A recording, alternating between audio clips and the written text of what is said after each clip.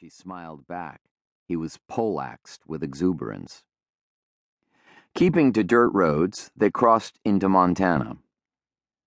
The next afternoon, in the back seat of her SUV during a thunderstorm that rocked the car and blew shroud-like sheets of rain through the mountain passes, he asked her to marry him. Given the circumstances and the supercharged atmosphere, she accepted. When the rain stopped, they drove to Ennis, Montana, and asked around about who could marry them, fast. Stewie didn't want to take the chance of letting her get away. She kept saying she couldn't believe she was doing this. He couldn't believe she was doing this either, and he loved her even more for it. At the Sportsman Inn in Ennis, Montana, which was bustling with fly fishermen bound for the trout-rich waters of the Madison River, the desk clerk gave them a name, and they looked up Judge Ace Cooper, retired, in the telephone book. Judge Cooper was a tired and rotund man who wore a stained white cowboy shirt and elk-horn bolo tie with his collar open. He performed the wedding ceremony in a room adjacent to his living room that was bare except for a single filing cabinet, a desk and 3 chairs, and 2 framed photographs, one of the judge and President George H.W. Bush, who had once been up there fishing, and the other of the judge on a horse before the Cooper family lost their ranch in the 1980s. The ceremony had taken 11 minutes, which was just about average for Judge Cooper, although he had once performed it in 8 minutes for 2 American Indians. "Do you, Alan Stewart Woods, take thee, Annabeth, to be your lawful wedded wife?" Judge Cooper asked, reading from the marriage application form. "Annabelle," Annabelle corrected in her biting Rhode Island accent. "I do," Stewie said. He was beside himself with pure joy. Stewie twisted the ring off his finger and placed it on hers. It was unique. Handmade gold mounted with sterling silver monkey wrenches. It was also 3 sizes too large. The judge studied the ring. "Monkey wrenches?" the judge asked.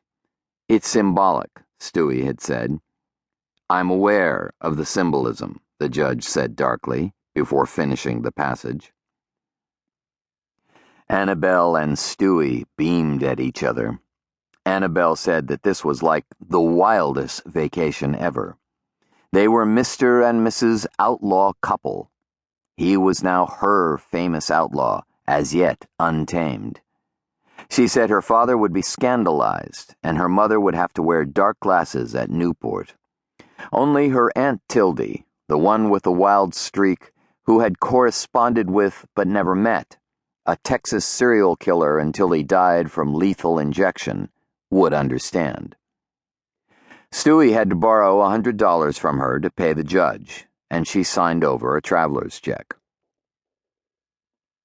After the couple left in the SUV with Rhode Island plates, Judge Ace Cooper went to his lone filing cabinet and found the file with the information he needed.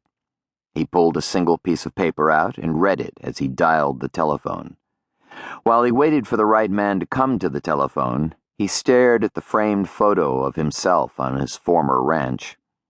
The ranch, north of Yellowstone Park, had been subdivided by a Bozeman real estate company into over 35-acre ranchettes. Famous Hollywood celebrities, including the one whose early career photos he had recently seen in Penthouse, now lived there. Movies had been filmed there. There was even a crack house, but it was rumored that the owner wintered in L.A. The only cattle that existed were purely for visual effect, like landscaping that moved and crapped and looked good when the sun threatened to drop below the mountains. The man he was waiting for came to the telephone. "Stewie Woods was here," he said. "The man himself. I recognized him right off, and his ID proved it." There was a pause as the man on the other end of the telephone asked Cooper something. "Yeah, I heard him say that just before they left. They're headed for the Bighorns in Wyoming, somewhere near Saddle String." Annabelle told Stewie that their honeymoon